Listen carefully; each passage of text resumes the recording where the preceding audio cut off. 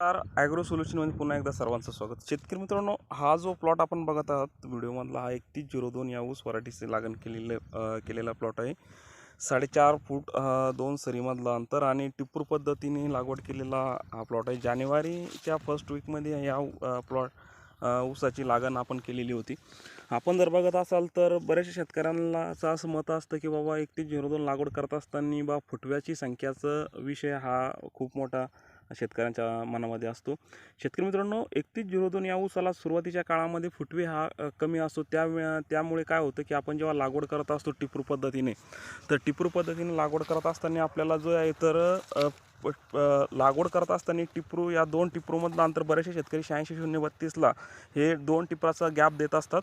पण इथं 3102 या ऊस व्हरायटीला टिपराचा गॅप न देता सगट टच असं आपण याची लागण करत असतो. कारण का की सुरुवातीला एका डोळ्याला त्याचे 4 ते 5 फुटवे हे कायम असतात. तर त्यामुळे काय होतं की फुटव्याची संख्या सुरुवातीला कमी असल्यामुळे 3102ला उत्पादनामध्ये थोडीशी घट येते. जर पातळ लावला तर ऊस पातळा निघतो. पण जर टिप्रू पद्धतीने लागण करत असताना जर टिप्रू 4.5 ते 5 फुटाची सरीचं 2 मधलं अंतर जर ठेवलं तर ह्या पद्धतीचा आपल्याला फुटवा हा बघायला मिळतो.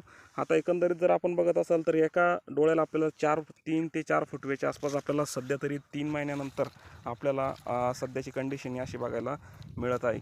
आणि 3102 ह्या ऊस व्हरायटीचा जर आपण फुटवा जर बघितला तर फुटवा आपल्याला हा सुरुवातीलाच आपल्याला जाडा असा फुटवा बघायला मिळतो. बघा तुम्ही हा फुटवा, तर फुटव्याची क्वालिटी आपल्याला जाड ही बघायला मिळते. त्यानंतर पानाची क्वालिटी आपल्याला ह्या पद्धतीची बघायला मिळते. रुंद आणि हिरवट पान आपल्याला बघायला मिळतं. शेतकरी मित्रांनो, एकंदरीत 3102 ही ऊस व्हरायटी रसवंतीसाठी जास्त चालते आणि रसवंतीसाठी ह्या ऊस व्हरायटीचा जास्त विक्रय हा होतो.